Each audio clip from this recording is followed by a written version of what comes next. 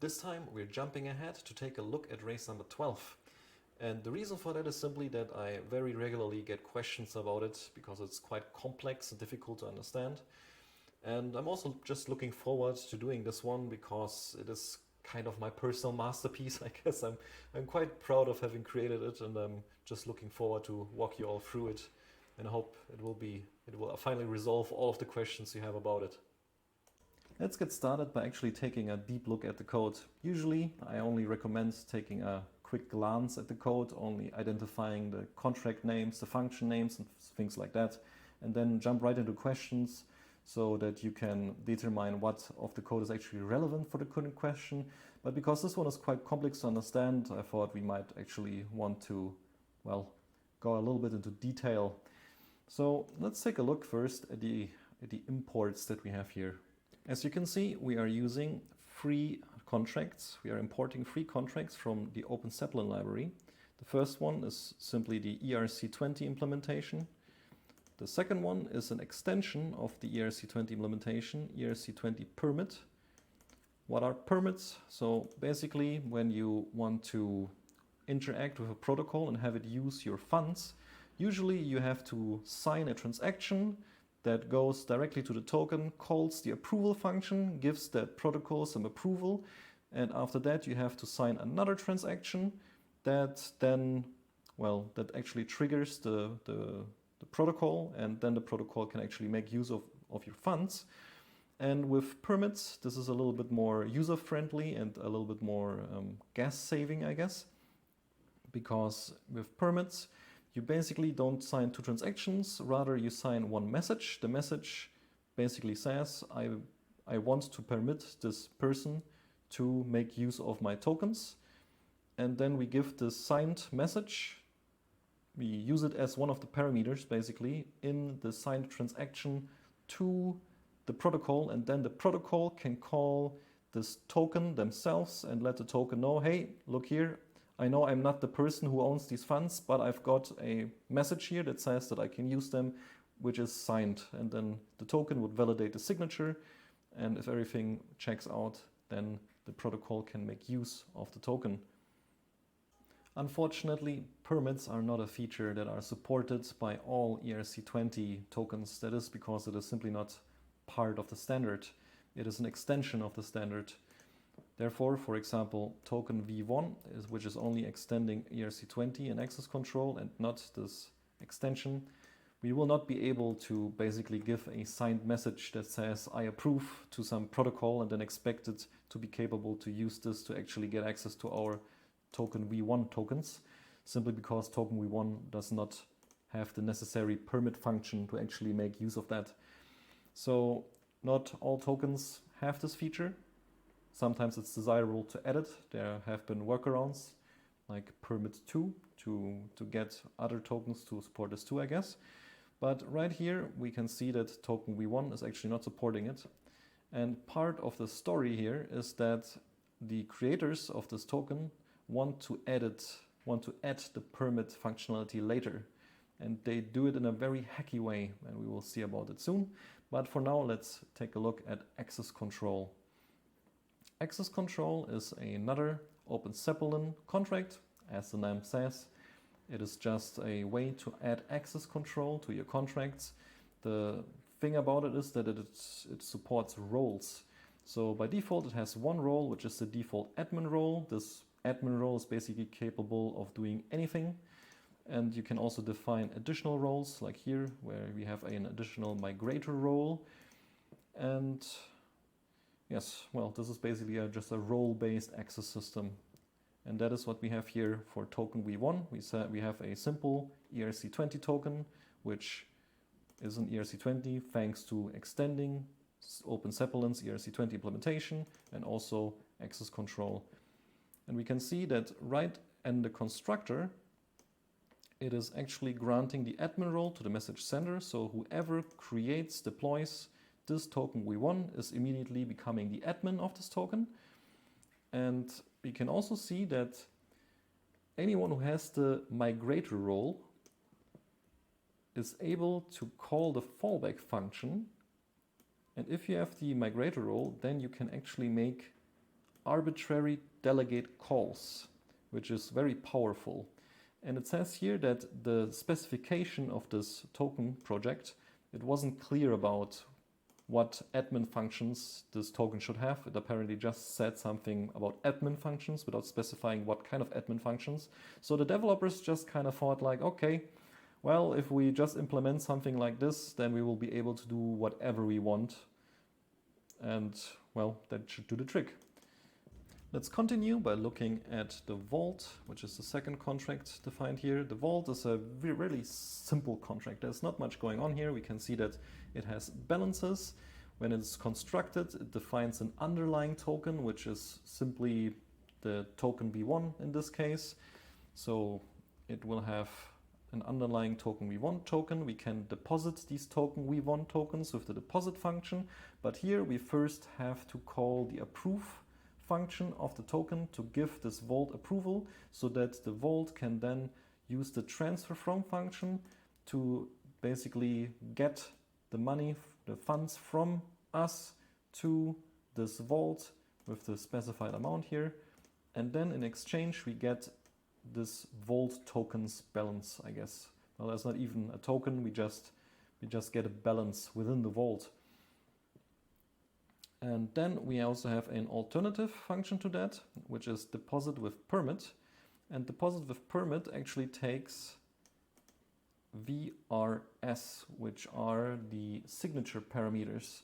So if we have a signed message that says, I give approve, I give permit to this vault, and we sign it with this signature, and we call this function with these parameters, target, amount, deadline, and with the signature, and then the signature matches with these specified parameters, then this vault will basically be able to first call .permit of the token to, well, get the approval, and then do the transfer from. So basically this transfer from that happens here, which requires an approve call to happen before. This transfer from can be executed without the approve call thanks to this permit call. But as you remember, because token V1 does not have a .permit function, we cannot actually make use of this deposit with permit function in the case that the underlying token is actually token V1. So depositing with permit is not possible. What's still interesting to mention in this deposit with permit function is that we're not actually making use of the message sender here. That means that anyone could call this deposit with permit function, and as long as the permit, the signature, and the message specified is valid, then these funds can be used and be deposited. So it doesn't really matter who is calling. Someone could be depositing someone else's funds as long as they have a valid permit for this person's funds. So that's deposit with permit. Let's take a look at withdraw. We can see it's a very simple withdraw function. You specify an amount. This amount is then this amount of underlying, which would be the token V1, is then transferred out back to the message sender, and then this amount is also subtracted from the message sender's balance. And also we don't really have to worry about underflows or overflows in any of these because we are using Solidity 0.8, so no problem with that. And finally, this vault has a sweep function. So we can specify some token address, and as long as this is not the token address of the underlying token, we can just take all of those tokens. So the message sender receives the entire balance of the specified token as long as it's not the underlying token. The reason why many protocols have a function like this is simply that sometimes people send funds to some contract on accident and then they would be stuck there. But in this case, it is without any permissions, anyone could sweep those funds away, which is, I guess, a little bit better than having them being stuck forever because they could potentially be rescued and sent back to the owner. So far we have talked about the token V1 token and also about the vault contract. And that is how the system runs for a while. And then later we have some time later, so the story continues and we have an update. because the owner of the project, of the token projects, they want to upgrade their token to token version 2.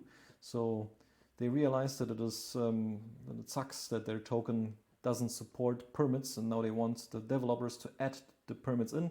The developers thought they're really smart by adding this migration thing here, but now they realize, yeah, well, we can execute arbitrary calls, arbitrary code with this fallback function, but we can't actually upgrade this token because this is not a proxy. This is not a proxied token. It is not a proxy contract. So this isn't really possible to upgrade this to another token that actually supports permits. And the reason why also they can't just program a new fresh token is that, well, the new token would be an entirely new token. They can't replace all of the tokens that are already in the vault with the new token. They would need all of the users to participate and stuff like that because the balances are unique to this token v1 contract. So the developers ask themselves, how can we manage to give token v1 somehow the permit feature while still maintaining all of the balances that token v1 has? And the way that they do it is quite hacky. They are indeed adding permit while maintaining the old token balances by abusing the migrations as a proxy. Now what happens in here is it looks quite complicated, but it's not actually that hard. So first we have a check that checks if the fallback function's current context is unequal to token v1. So when in the normal case, when you directly call token v2 and you automatically land within the fallback function, this will always be true, because if you call this directly, the context in which this is being executed is the context of token v2. It cannot be token v1. And what happens in that case is that it actually makes a contract. It forwards this call to token v1. So it says token v1.call, so it calls token v1 with call data, which first starts with a function signature full of zeros, which basically guarantees that the fallback function of token v1 will be executed.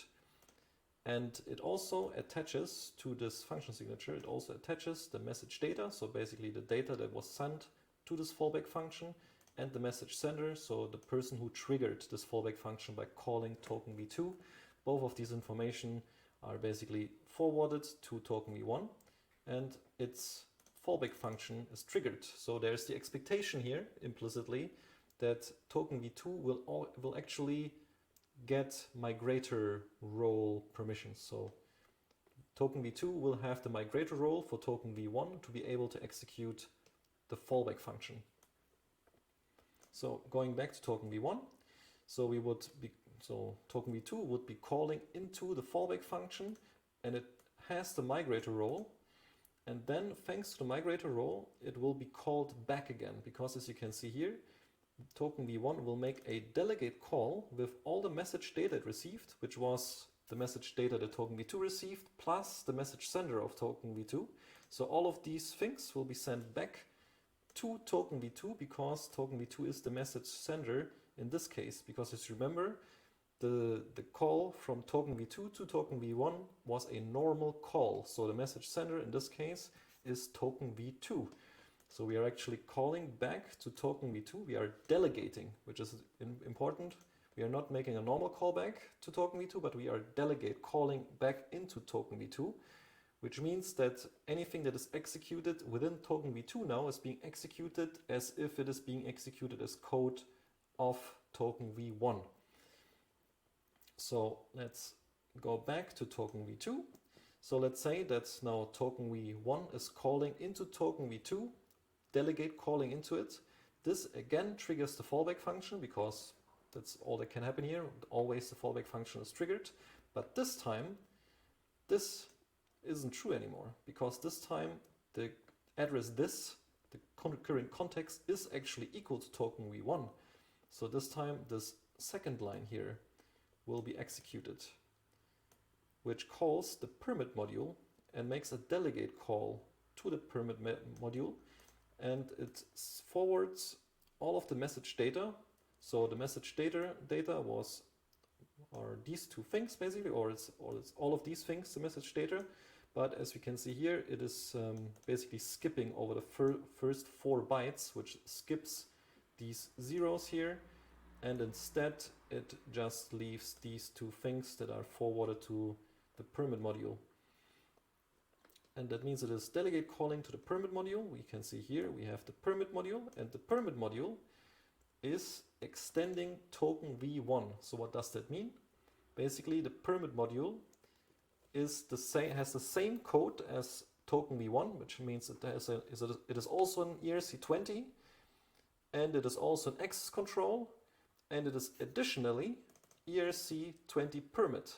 So what we have achieved here is basically that if you call token v2, then it will forward this call to token v1, which will delegate call back to token v2, which will delegate call again to permit module, which effectively means that now the code that is being executed in the context of token v1 is all of the token v1 functionality that we had so far, plus ERC20 permit functionality. So we have achieved what we wanted. The only condition is that we have to, well, call token v2 instead of token v1, but you can still use token v1 because the balances would be updated for both, because token v2 isn't really a token, it is just a kind of a proxy for token v1. So if you send tokens using token v2 and this changes the balance would also change for token v1. You also call this a double entry token, because this is one token which has 2 entry points, 2 contracts as an entry point basically. So that means that if we create a second vault and we specify token v2 as the underlying token, we could still continue using the old vault with the old token v1, which would work just fine. But the difference would be that the new vault would actually be able to make use of the users of the new vault would actually be able to make use of this deposit with permit function, because this deposit with permit function, it would make a call to permit on the underlying would be token v2, and then token v2 would make a call to token v1 would call back, would delegate call into token v2, and then token v2 would delegate call to the permit module, and then the permit module is a contract that basically contains code required for the permit function. It contains the external permit function that is necessary. Now the next problem that has to be solved here is that, well, the token v2 contract is dot calling token v1. So to token v1, it always looks like the message sender is token v2, but that's not what we want. After all, the user calling token v2 should be used as if the person is calling token v1 directly. And what we are exploiting here is this underscore message sender that we are overriding here. So originally this was intended for other things like meta transactions and forwarding relays and stuff like that, so that when a message is being relayed by a relay, that this relay could specify the message sender, and then we would be able to run the code as if the person had called the contract directly without the relay in between. But here we are basically exploiting it by taking the message sender that was appended to the end of the message data, and then we use this message sender as if it was the message sender of this permit or of the call to this token code that also has permit. And the thing is that ERC20 permit, this extension, which has the permit function, the external permit function, this permit function actually makes use of message sender instead of directly accessing message.sender, which means that we can specify what permit thinks, or who permit thinks the message sender is. And this basically allows us to well, to upgrade the token while maintaining the balances in quite a hacky way, but it works. Now there are just a couple lines left that we haven't explained yet. For example, this one, which says address this code, so the code of the permit module, if it is length 0, which can only happen during construction, then return super.messageSender, which basically returns message.sender. So the real message sender is returned when the permit module is currently under construction. And the reason for that is simply that during construction, some modules like ERC permit or ERC20 or access control, they may access message sender to set some values at the beginning. And for these values to be correctly set, we want this to return the real message sender because, well, during construction, there is no message sender passed in instead as via call data, basically. And then the second line, which is when the permit module is not under construction, this will be executed, and this also looks quite a bit complicated, but all this does is basically it takes from the message data, it starts from the end, it subtracts minus 20 bytes, and it goes until the end of the message data.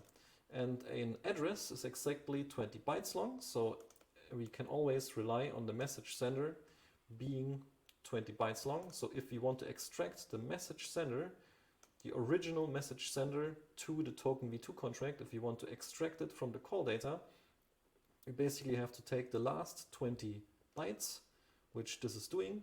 We will still get a bytes type back here, which we have to convert into a bytes 20, which we then have to convert into UN60, 160, which we can then finally convert into what we actually want, which is an address. So there's just a lot of conversion stuff going on here, but all that really happens is that we are loading the message sender that is always at the end, the last 20 bytes, no matter how long the message data, the call data actually is, the original call data actually is, basically. So with this, we have covered all of the code that is going on here, and I can imagine it's still not quite clear. So next I will try to do a little bit of drawing just to visualize a little bit more what is happening here.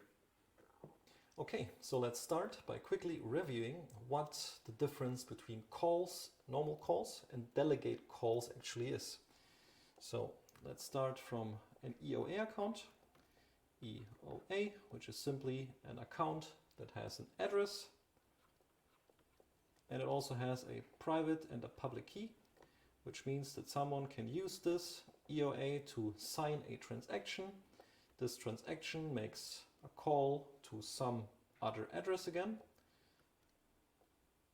Address, let's call this one address 0 and this one address 1. And this address 1 is a contract, and this contract has some value, so some ether value assigned to it. It has some storage, and it also has obviously some code because it's a contract. And so when we call a contract that is on some address, what we are doing is we are spawning a context, I would call it. This context is basically an EVM context, which then loads the contract code into itself. This contract code then has access to the storage, it has access to the value, and obviously the EVM comes with some own things. For example, it comes with memory, it comes with a stack, it comes with call data. It can also access the message sender, so contextual information specific to this context that was created from the call from the EOA, basically. So who would the message sender be in this context? In this context, the message sender would be the 0 address here, the EOA, who is calling this contract number 1. Well, because it's a caller, that's the message sender. So what happens if this contract is then calling another contract? So this other contract obviously also has an address. Let's say this at 2.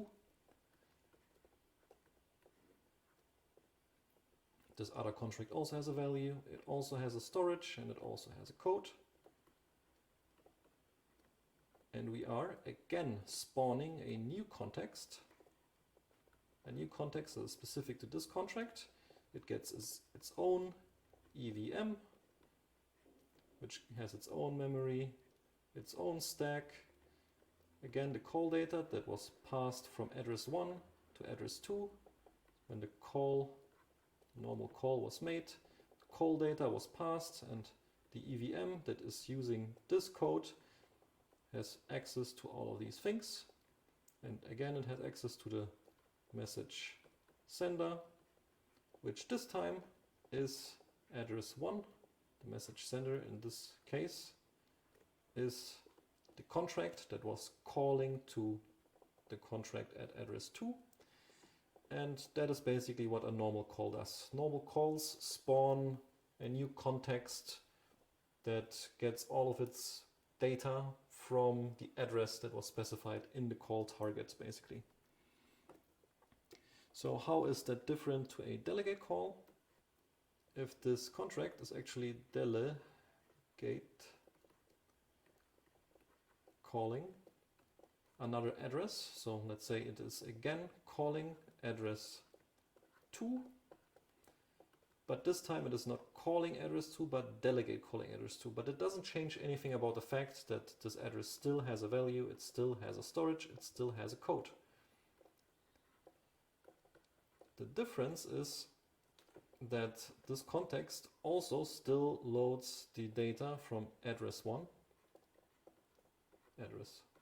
so this address again, the caller's address,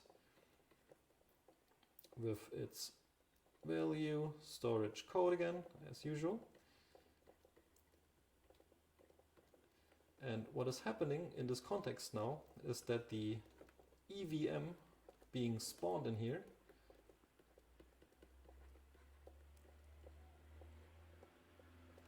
makes use of this code from address 2, so it ignores the code of address 1, but it uses the storage. The code has access to the storage, to the value of address 1. So basically, the code of address 2 is being executed within all of the owned information of address 1. But this still has its own memory, its own stack, and its own call data. So the call data is still the call data that was passed here in the delegate call. So all of those things are still the same. The only difference is basically where does the code come from. But it's also important to mention that the message sender wouldn't be the caller, wouldn't be the delegate caller in this case. It would be the message sender would come from the last person who did the normal call, basically. The last normal call is the message sender, and this is therefore the EOA address. So if this context would ask who is the message sender, we would get the EOA and not address 1. And that basically is what the difference between a normal call and delegate call is in a nutshell. Alright, so I have drawn all of this so you don't have to watch me drawing it, basically. So what we have again is the EOA account. The EOA account is calling the vault. The vault has token v2 as underlying, and the vault also has its own balances. How much token v2 does it contain?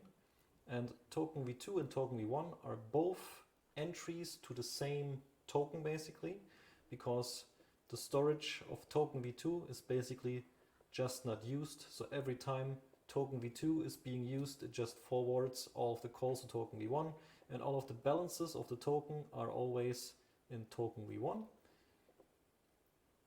And token v1, as we said, is a simple ERC20 token, which also has access control, which allows delegate calling to arbitrary addresses, which you are allowed to do only if you have the migrator role, which token v2 has. So token v2 can make token v1 make arbitrary calls, which is an arbitrary call back into token v2. And token v2 then makes a delegate call to permit module, and permit module contains all of the code that token v1 already contained, but additionally to this it also contains the permit, the permit extension of ERC20. Now the reason why permit module extends from token v1 is that this ensures that there will not be any storage clashes, because as we said, when you delegate call to an address, this code of the other address actually makes use of your storage. But if this other code doesn't access your storage in exactly the same way, then really bad issues can happen. So to make sure that the permit module accesses all of the balances from token v1 in the same manner as token v1 would do it, we are extending token v1 basically. So let's walk through it. So the EOA calls the vault. Let's say it calls the deposit with permit function of the vault.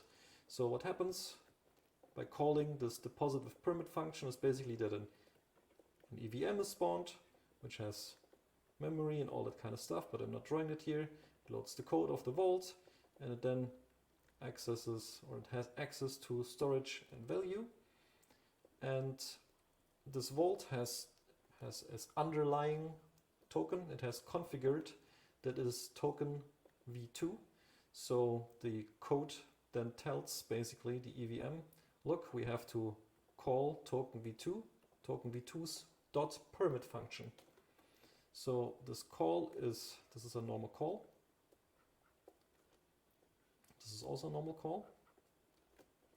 So the vault makes a normal call to token v2, to token v2's permit function. And this again spawns an EVM context, which loads token v2's code. And token v2's code doesn't do much more except forwarding all of the calls to token v1. And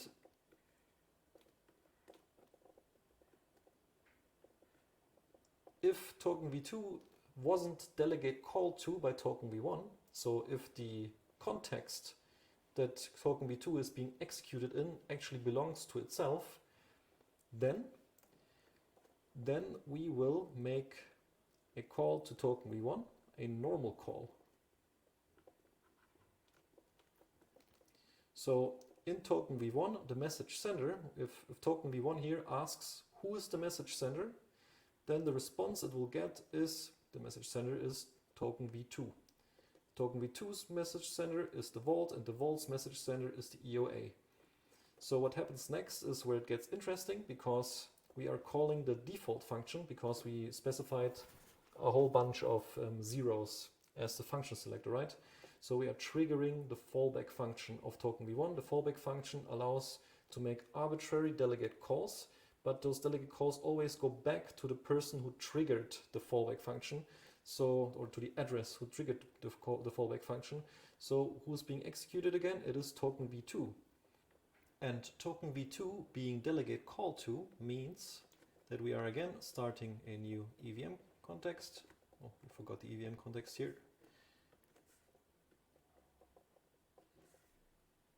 This one had its own context where it used token v1's code.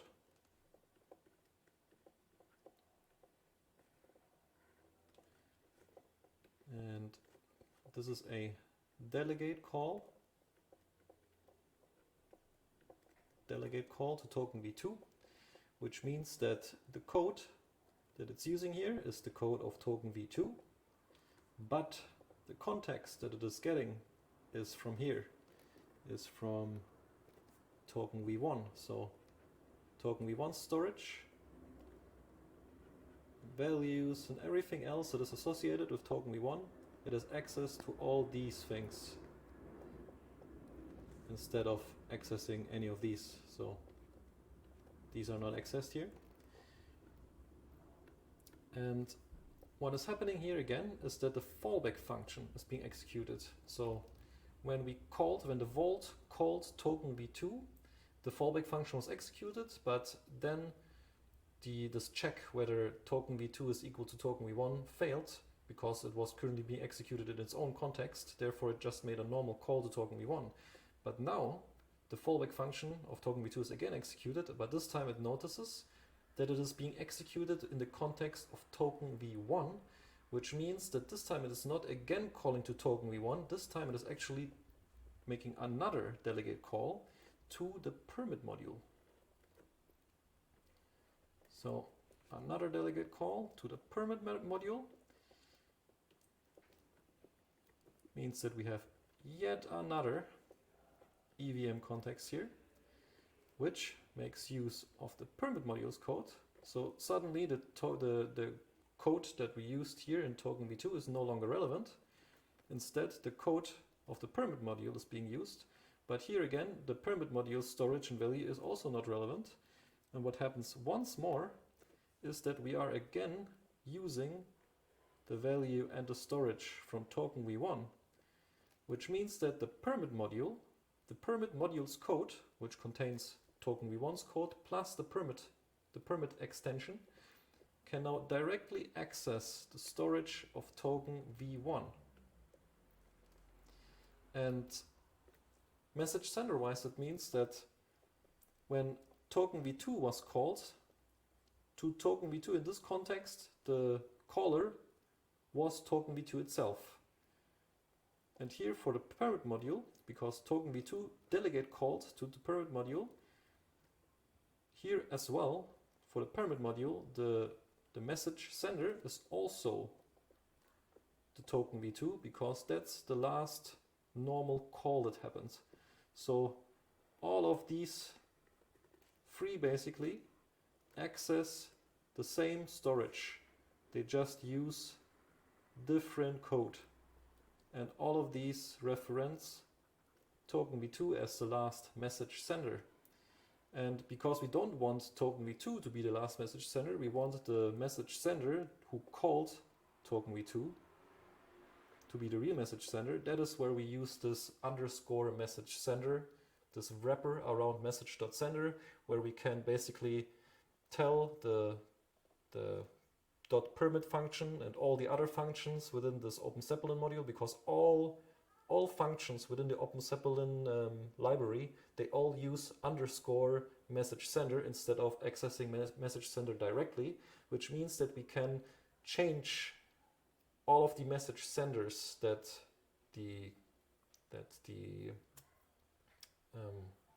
OpenZeppelin's contracts are going to end up with, which means that we can basically make it regard the vault as the real message sender instead of the token v2, even though the token v2 was the actual message sender. So this basically summarizes one whole trip through this very strange upgrade kind of thing that was done here to introduce a permit functionality into an existing token. This is not an instruction. Do not do this, okay? This is not supposed to be like a tip how to do this. Not at all. This is bad. This is just really a kind of cool example. And in the questions, we will also see that there are actually some security issues here that we haven't discussed yet. But so far, I just wanted to explain the big picture, like what is going on here. So I hope this kind of explains what the intention was and how it was intended to work. And next in the questions, we can look at, well, what is actually happening. All right, let's actually start looking at the questions now. So let's start with question 1, which is quite easy because it's all about guess optimizations in regards to migrator role and underlying. It asks whether making either of these two, either constant or immutable, can actually save gas. So let's take a look at migrator role. Migrator role was here, this bytes variable. of token v1, and currently it's just a normal state variable. But that's not necessary, that's very wasteful to use storage for this, because we already know the value of this at compile time. This is a static value that can be calculated during compilation, therefore this can be a constant. So we can save guess by using this one as a constant. And for the underlying, we can see underlying is 2, currently just a normal state variable. But we cannot use this as a constant here because the underlying is passed in as part of the constructor. So instead of using a constant value here, we actually have to use an immutable type, basically. So immutables can be used to set variable values during not during compile time, but during construction time, which is very similar kind of as during compile time, because if you set values into variables during compile time as constants, then they will be directly placed into the code. It's ready to go, can be deployed basically.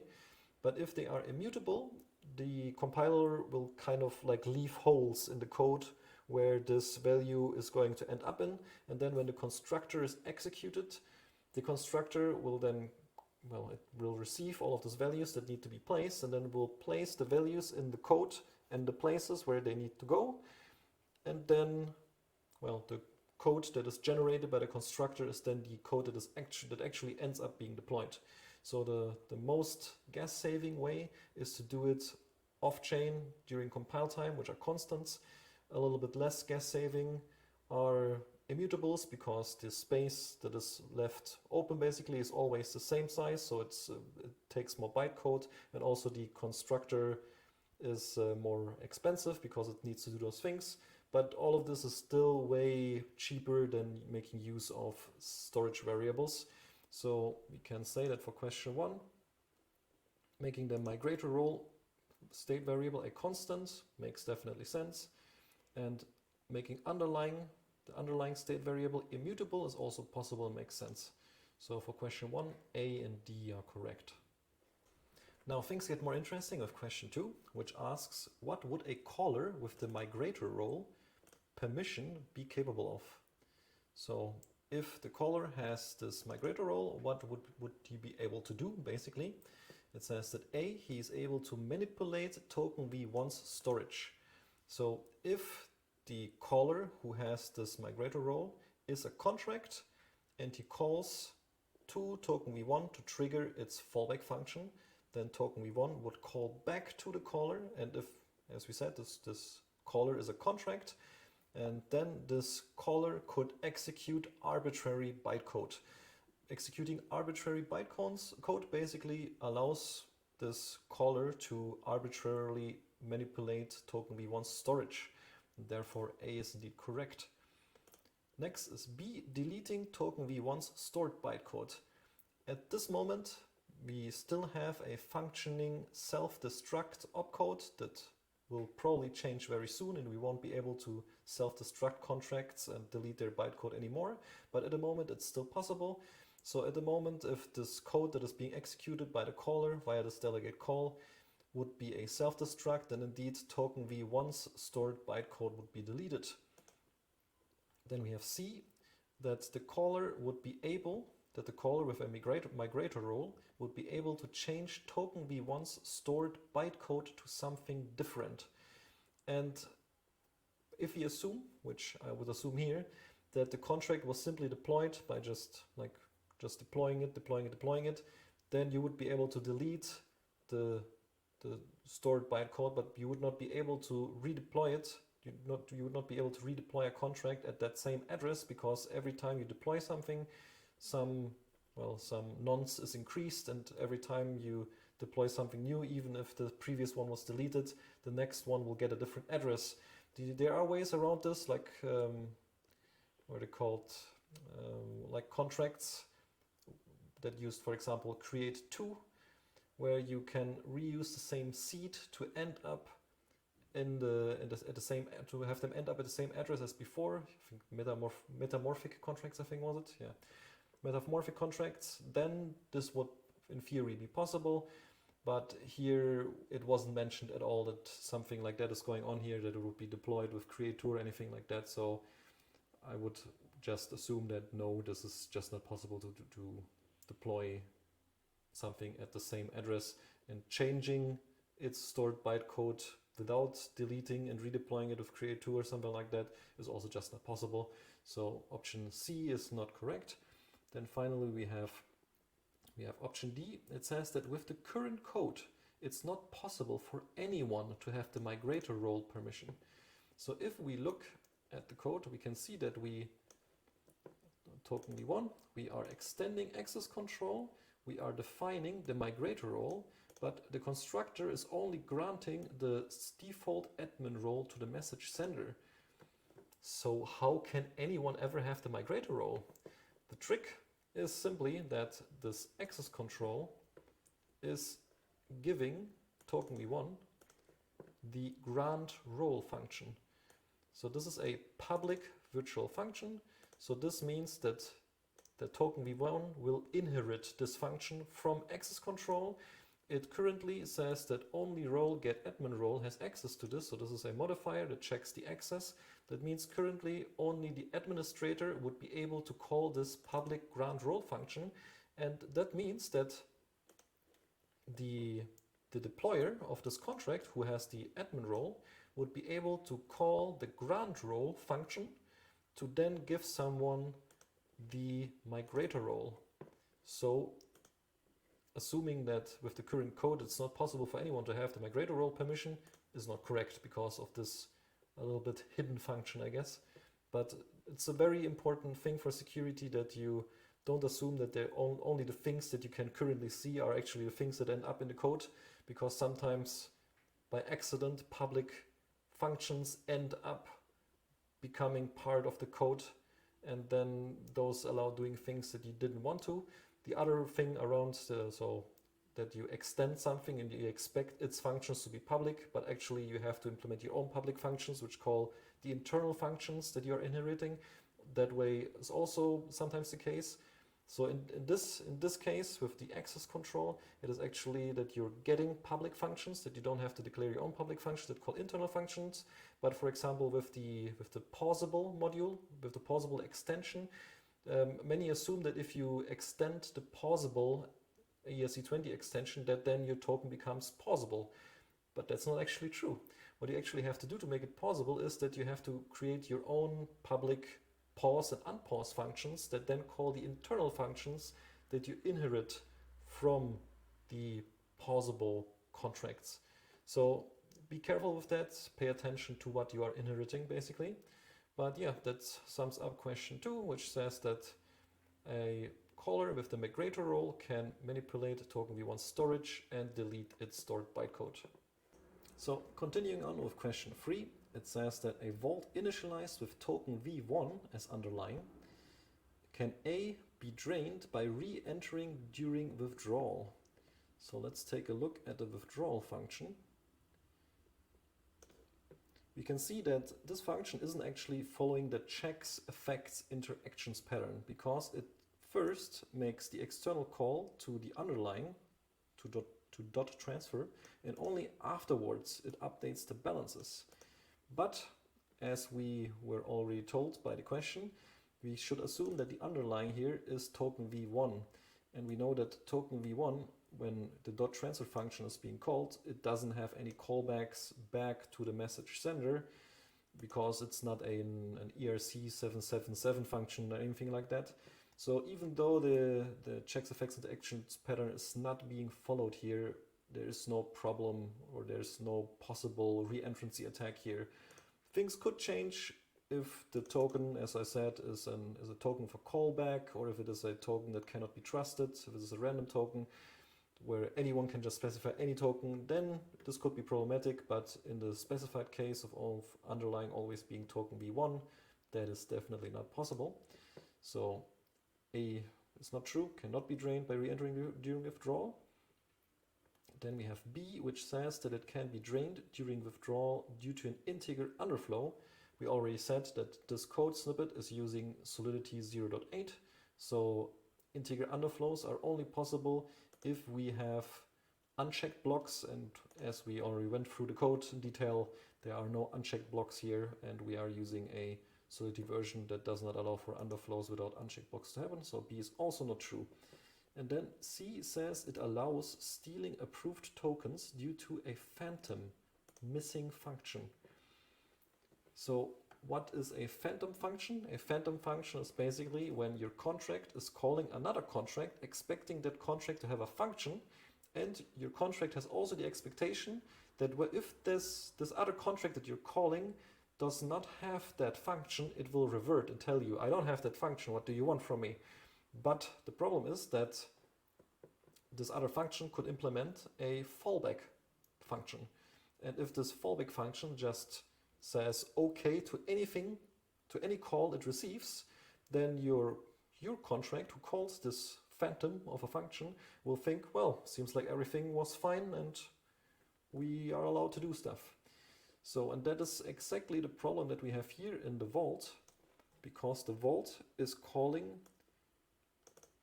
the underlying permit function. And as you remember, token v1 does not have a permit function. Instead, it has a fallback function, and this fallback function can only be used as a migrator. So the part where the delegate call is happening can only be used, can only be done if you have the migrator role. But it doesn't error if you don't have the migrator role. It just says if migrator role, then do a delegate call. But if it is not the migrator role, just don't do anything basically. And that's the problem here, because the vault, so anyone can call this, as you remember. So anyone could call this deposit with permit with an invalid, any invalid signature. It doesn't matter because the signature is being passed to .permit. This deposit with permit function expects permit to exist. If it doesn't exist, it should revert, and it should also revert if the signature is invalid. But what does it do instead? It calls permit, permit just passes even for invalid signatures, and what can happen then is that it just makes a transfer from the specified target to this vault for the 2 that is specified here. So what we can basically do is, well, this requires one thing. This requires that the user still has an open approval to the vault. So if the user currently has 5,000 token v1 tokens approved to the vault, but not actually deposited in the vault, then someone else could basically call deposit with permit, specify the victim as the target, specify themselves as the receiver of the balance. They could then specify a bogus permit, so a permit that they are allowed to use, that the vault should be allowed to use these 5,000, which is already allowed to do, but he just sends it again. You're allowed, even though it's already allowed, but this user shouldn't be allowed to make use of this. This user shouldn't have a valid signature. But it doesn't matter that he doesn't have a valid signature, because this .permit is just going to pass. So this .permit passes through, and the vault then just transfers all of these 5,000 tokens from the victim into the vault, and it deposits it for the attacker, this 2. And what the attacker can then do, he can just withdraw all of these tokens that he just took from the person who had an open approval for vault basically. So in regards to question 3, it allows stealing approved tokens due to a phantom function.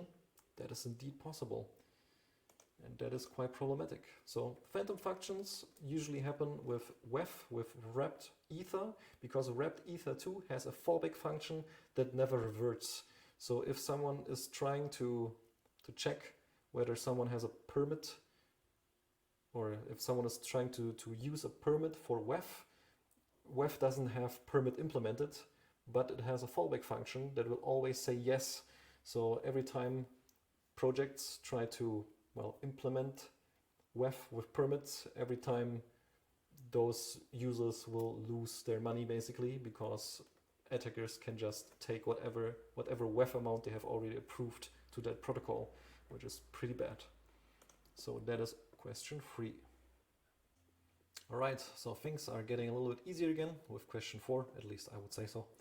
In this question it asks, if the vault were to use safe transfer from instead of transfer from, then.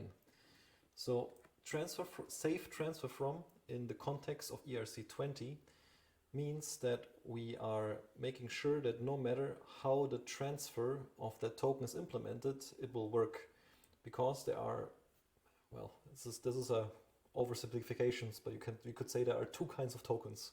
One kind of token that reverts when there's an error, when something bad happens, like not enough balance or something, and the other that always returns false when something bad happens, but it doesn't revert. So if your code expects the transfer function to revert, if there wasn't enough balance to transfer, well then, if it's a token that returns false, then you have a problem, because it will appear as if the transfer worked, but it didn't. So safe transfer from, which comes from the safe ERC20 wrapper, this would prevent stuff like that from happening. And it says here in option A that it would be able to safely support tokens that don't revert on error, which is what I just explained, which is correct. Then we have option B, which says it would ensure that tokens are only sent to contracts that support handling them. And that's not true, but it is easy to confuse it, because there is safe transfer functions in NFT contracts. So ERC 721, yeah, 721 has also safe transfer functions, but those have a completely different purpose. Those are not about whether the transfer function returns something, well, returns reverts or returns false. And this is also not a wrapper that the caller uses to make sure that it calls it the right way. This is actually in the token contract itself. And there it actually uses kind of a callback to make sure, hey, do you know how to handle these kinds of tokens, so that if I send them to you, they don't get stuck in your place, basically. But this is a NFT specific thing. I think there was also an ERC20 extension like this proposed, but it's not really, nobody really uses it, I guess. But it cannot be B here, because this is just not what's happening, because that's not what safe transfer from means in the context of ERC20. Then we have C, which says it would introduce a reentrancy vulnerability due to receive hooks. This is just a BS option, basically. This is just not true.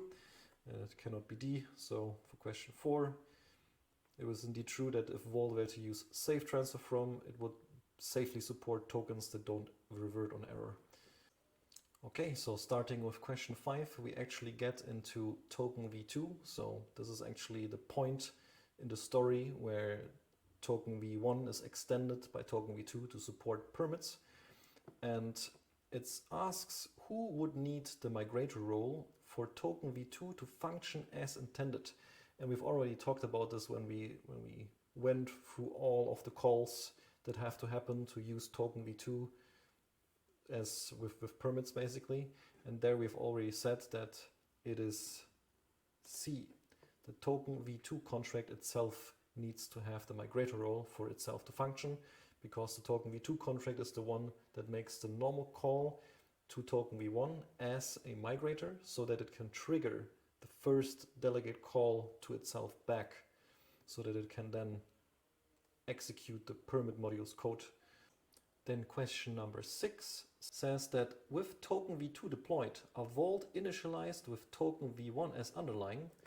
So now we have token v2 deployed, which functions, and we can use both token v1 and token v2 to send the same balances back and forth, basically. But we already have a vault that is initialized with token v1 as underlying. So now option A says that it is no longer vulnerable to deposit with permit function. No longer vulnerable in the deposit with permit function, and with that it means here that it is no longer vulnerable to the phantom function. But that isn't the case, because the token v1 is unchanged. We have added token v2, and if you use token v2, you can now use permits for token v1. But if you use token v1 directly, it still only has a normal default function, which will just always say OK.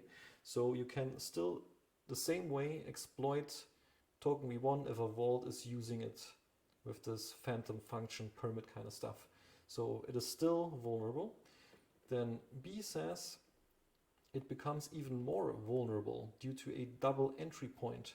So as we said, we can use both the contract. So these token v1 and token v2 have two different addresses, right? But we can use both of these addresses to basically move the same balances. That makes it a double entry point. Now the problem is that, as you remember, we had in the vault, we have a sweep function.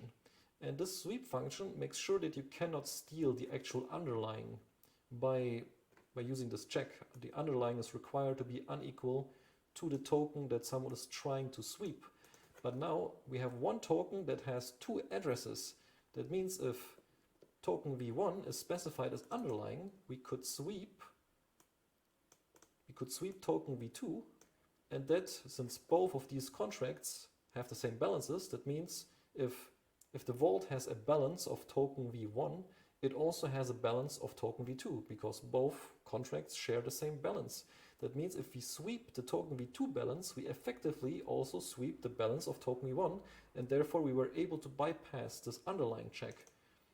And this has actually also happened in the real world. Like there were actually tokens with two entry points, and there were these sweep functions, and people just, well, sweeped it away. So back to option 6, it indeed becomes even more vulnerable than it was before. Then we have C, it stops functioning. So the vault stops functioning because token v1 has been replaced. As you know, this is not true. Token v1 has not been replaced, it's still there. It's just no longer intended to be used directly, but it doesn't stop anyone from actually, well, using it directly. So C is also not true. So with question 6, we can see that things have actually become a lot worse than better. Now question 7 says that a vault initialized with token v2 as underlying. So we had token v1, which had a vault, and now we deployed an extra token v2, and this now also has its own vault where it is the underlying. So here it can be drained by re-entering during withdrawal. Still not true like it was before, because we still do not have token callbacks. We still have a trusted token that doesn't allow for callbacks, even though the checks, effects, and action pattern is not followed. Rada. So there's still the answer here is still the same as before. Same also with B, which says it can be drained during withdrawal due to an integer underflow. Same as before, we do not have an unchecked block in the vault. The vault didn't change at all. The vault is still the same. Therefore, option B is still not correct. Then it says C is not vulnerable in the deposit with permit function. And this changed now because a vault that uses token v2 as underlying, when it tries to call the dot permit function of token v2, it actually goes to a real permit function that actually reverts when the signature that it was passed is incorrect. So now this vault is no longer vulnerable to this problem, thanks to token v2 actually implementing the permit function. So this makes it correct. D is vulnerable due to a double entry point. And this is still the same point as before, because we have two entry points. We have one token that has two addresses. We can still sweep. This time it would be the other way around. This time we have token v2 as the underlying, and we would sweep token v1, which would effectively allow us to sweep the underlying token v2. So not much changed here, except for the fact that deposit with permit is no longer vulnerable. And then finally, question 8, which also caused a lot of confusion. It says that the permit module, so the permit module is basically the contract that has all of the token v1 contract code plus the ERC20 permit extension. This one acts as a proxy. Does it act as a proxy? It doesn't delegate call. It is the destination of the delegate call, the final destination of the delegate call.